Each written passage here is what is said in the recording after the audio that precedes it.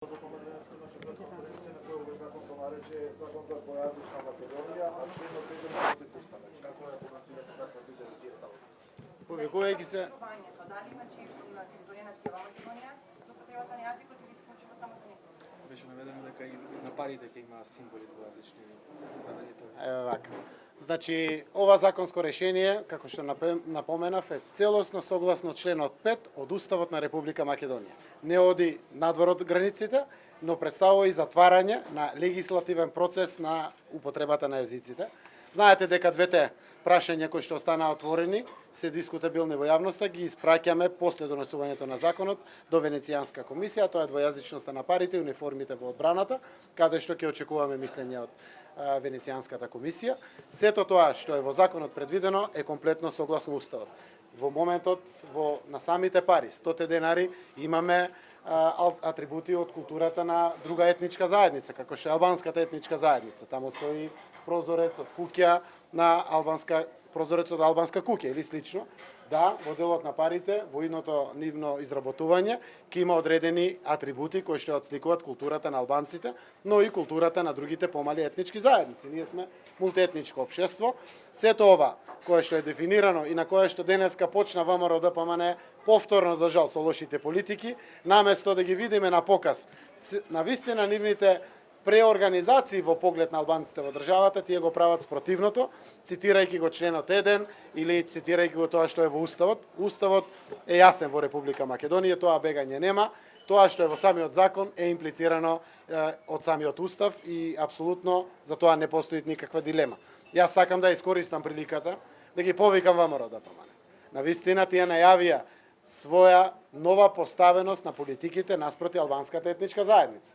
Сега е вистински момент да го направат тоа, но ја повикувам и БЕСА, ги повикувам ДПА, ги повикувам и другите непарламентарни партии, сите да гледаат на овие перспективи на Република Македонија со позитивен подстрек, заради тоа што светот се менува, крајно време и ние да се менуваме, со тоа ќе го подобриме квалитетот сеопшт на живот во Република Македонија. Повелете? Каде дојде промената на вашето мислење, затоа што на 10 март изјавивте дека нема да има двојазичност, односно нема да има двојазични униформи, нема да има двојазични банкноти и сега најнаш дојде до промена и гласање на јазикот. Двојазични банкноти нема. Двојазични униформи во одбраната нема.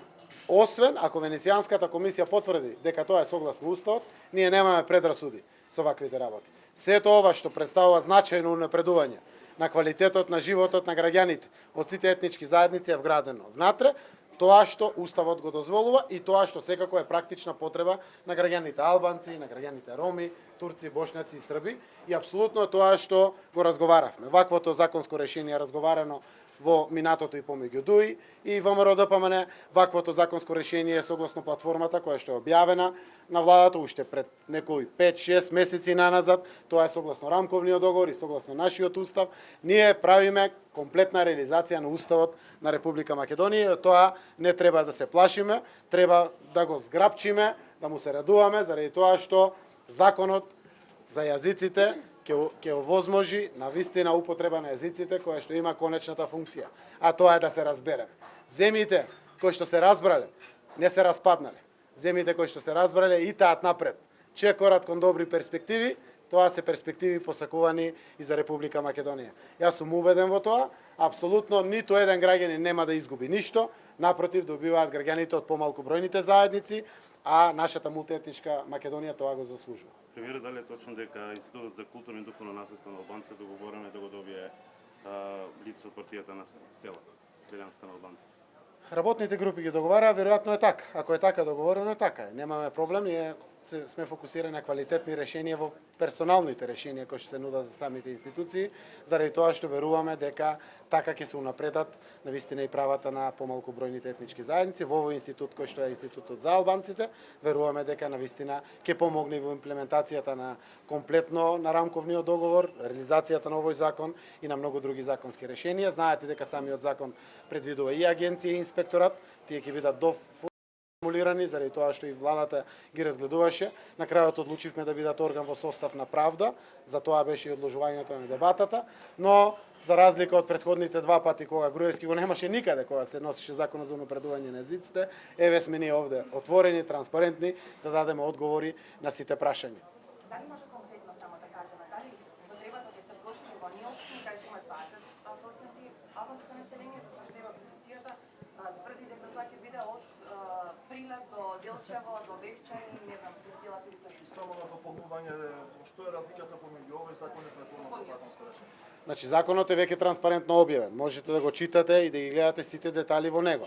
Употребата на езиците е овозможена секаде каде што тоа Уставот го дозволува. Се знае како е зголемена употребата на езиците таму каде што се државните институции на територијата на општините каде што се 20%, вклучително и градот Скопје, каде што дефинитивно општините го имале уставното право, но го немале законското право во комуникацијата на граѓаните наспрема институциите или слично, и употребата како втор службен јазик за заедниците како кои што се побројни од 20% на територијата на Република Македонија, поврзано со општините каде што се 20%, но и право на граѓаните кои што го имат во нивната комуникација или кореспонденција со институциите. Тоа значи дека секој граѓанин кој што е по етничка припадност македонец на територијата на Република Македонија се обраќа на македонскиот јазик насекаде, вклучително и во општините каде што се општините 20%.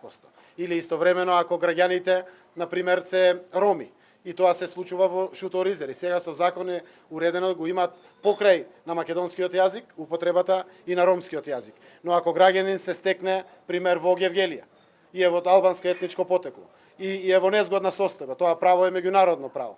Има право да се обрати на албански јазик до Центарот за социјални работи, преведувачкиот тим во Скопје ќе го направи преводот на албански јазик и ќе му даде одговор на албански јазик. Апсолутно сето тоа што е дозволено согласно Уставот. Никој не мора да учи друг јазик ако тоа не го сака, освен ако го посакува, и апсолутно казните во законот кои што се предвидени за институциите. Реков, понатаму употребата на албанскиот јазик, така и на помалку бројните заедници, нема да зависи од тоа која води само институцијата. Сега ќе зависи од законот. Законот мора да биде еднаков за сите, сите имаме исти права и обврски пред законот. Господин председателе, Овелете? да се представам, јас сум Бошко Рајчовски, етничен новинар од диаспората, каде повеќе 50 години водам македонска радио програма. Не е тајна да кажеме дека во изминатите парламентарни избори диаспората гласаше за ВМРО.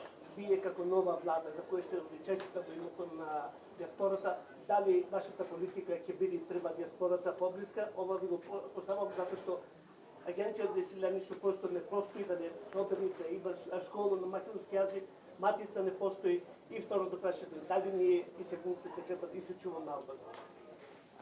Значи, опцијата на избор на изучување на јазиците е сопствено право. Тоа доаѓа од правото кое што Уставот го гарантира на сите. Никој нема обврска да учи некој јазик ако не сака да го учи. Секако може да го употреба својот мајчин јазик согласно Уставот, како што тоа е дозволено. Значи, со зголемувањето на употребата на езиците пред се на албанскиот јазик и на помалку бројните етнички заедници не се узурпира правото на ниту една друга заедница, спротивно на таа за која што зборуваме, или пак македонците не губат ништо, односно не мора да учат албански јазик ако не сакат. Ако им треба, тие одлучиле тоа може да го прават. Диаспората е нешто без кое што Република Македонија не може. Таа ни е многу потребна и ние се надеваме дека еден дел дури ќе се врати назад во татковината. Тоа е вечно посакувано нешто кое што и нашите сограѓани кои што живеат надвор од Македонија зборувате за Агенцијата за иселеништво како да постои и не постои, на вистина не ја вршише својата улога.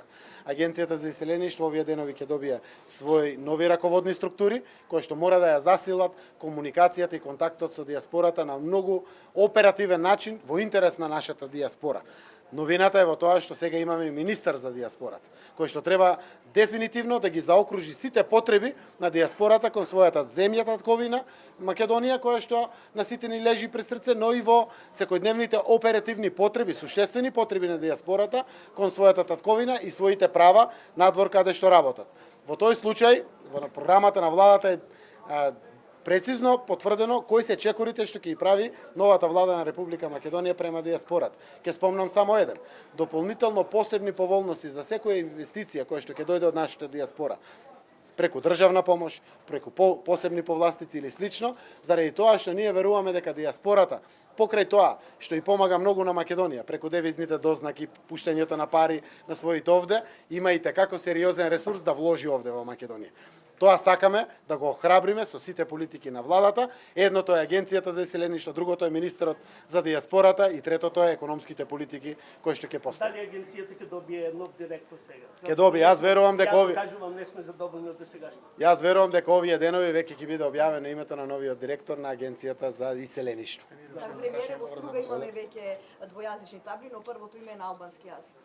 Сега ќе биде регулирано по закон.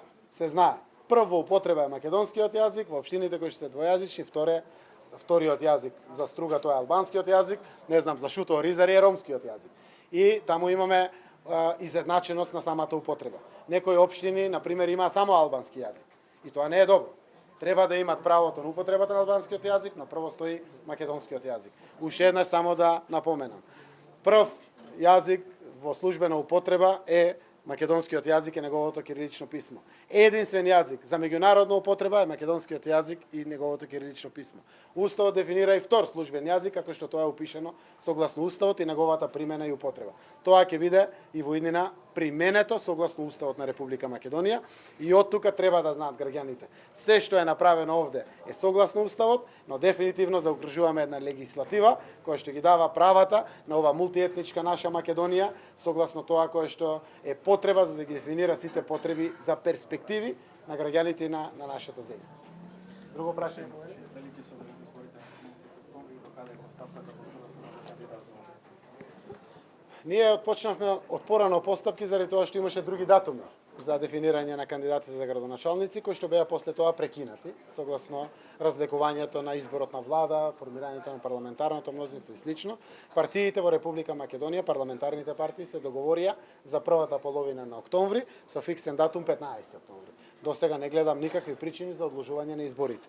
Напротив, јас мислам дека утре председателот на собранието ќе го донесе актот, односно ќе донесе решение за распишување на изборите, кој што согласно законот е дефинирано помеѓу 90 и 70 дена од денот на одржување на изборите. 70 дена, колку што знам јас, се токму утре, 6 август, за да може изборите да бидат на 15 октомври. Ние постапките ќе ги продолжиме веднаш после 20 август, кога се враќаат сите од одмори, кога пополека се завршува туристичката сезона, за да можеме да продолжиме преку анкетирање, да ги видиме најдобрите кандидати, најдобрите не за Заев, за Шикеринска, за Спасовски од делот на СДСМ, туку најдобрите за граѓаните. Сакаме да го слушнеме гласот на граѓаните, преку анкети тие да ни кажат кој на вистина тие го посакуваат за свој татко или мајка на градот во кој што живеат, имат своји перспективи за воиднина, согласно тоа и така ќе ги донесеме одлуките. Некаде знам во првата половина на септември веќе се поднесуваат кандидатските листи, кампањата почнува од 25 септември. Благодарам.